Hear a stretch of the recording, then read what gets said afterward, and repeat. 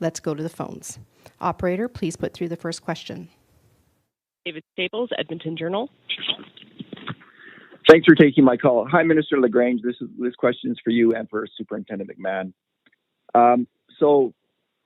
Even before the pandemic, we had over the last 2 decades, we've seen a doubling of the number of enumerate students in Alberta.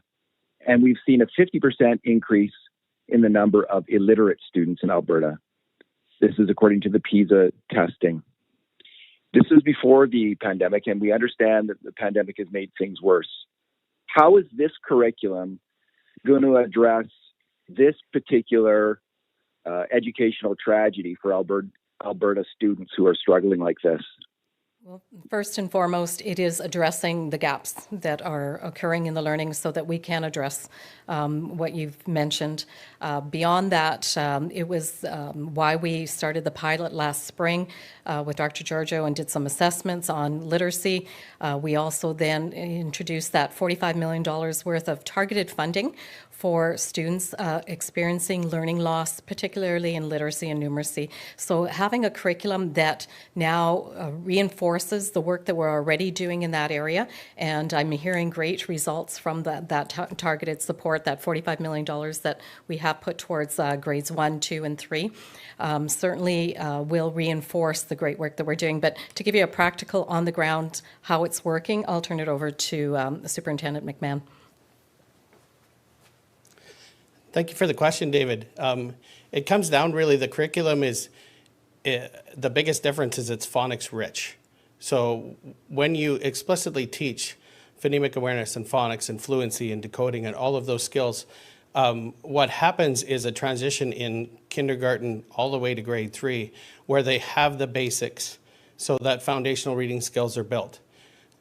That compounds a little bit in that we then also understand the numeracy processes that have to happen because it too is also language based.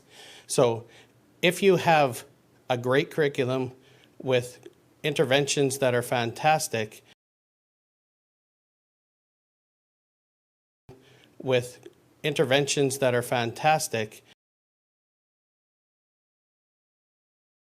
you systematically can teach both numeracy and literacy and see the exponential growth with the new curriculum.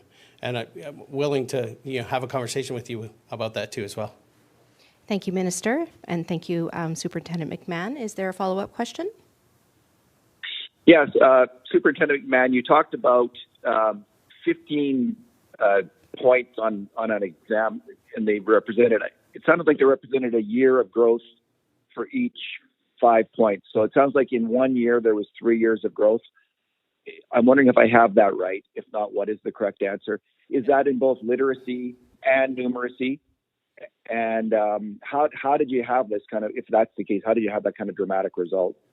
Yeah, so there's 10 standardized points in our numeracy and 15 standardized points in reading. So that is correct. That is 3 years of growth when a child enters grade 1, and the majority of our kids are growing almost 3 levels on the standardized tests that we use.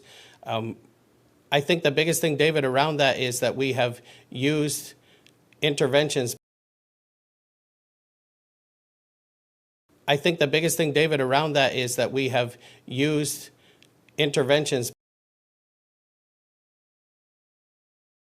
Because with the testing that we do, we explicitly know what part of reading they don't understand or what foundational skills in numeracy we don't understand.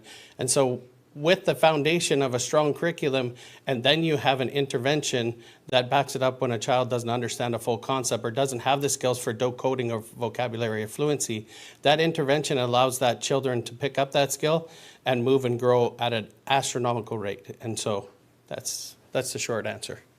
Thank you, Superintendent McMahon. Operator, please put through the next question. Janet French, CBC.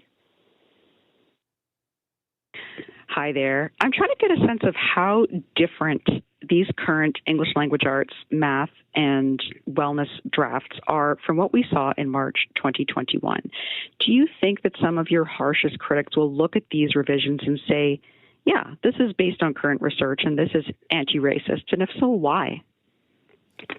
Well, we committed very early on last year when we brought out the draft K-6 curriculum that we were going to engage with all our education partners, with every Albertan who wanted to engage. It was on the website, continues to be on the website. You're able to go back and have a look at how we've taken all the feedback that we've received, that really rich feedback from piloting teachers, as well as the education partners. We provided $1 million in grants to education partners to really give us specific, detailed feedback on how we can make improvements, how we can further strengthen the draft that we had. And as you see, if you take a look at what we had in the spring of last year, what we have now, how it's much more strengthened, how we've made those refinements.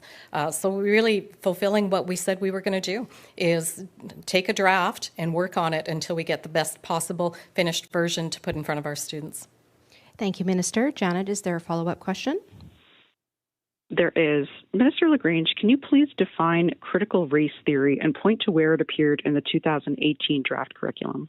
Well, I'm familiar with the concept. I know that it's prevalent down in the United States and it's not working well for them. What I would say is that what we have done in Alberta is really made sure that we have a knowledge-rich, skills-focused curriculum that really sets our children up for success, that it's really balanced, it is common sense approach, and it is what our parents and what our students need to make sure that they are ready to face the world that they're going to face. And there's many challenges in the world, and we want to make sure that our students are set up for it. Thank you, Minister. Operator, please put through the next question.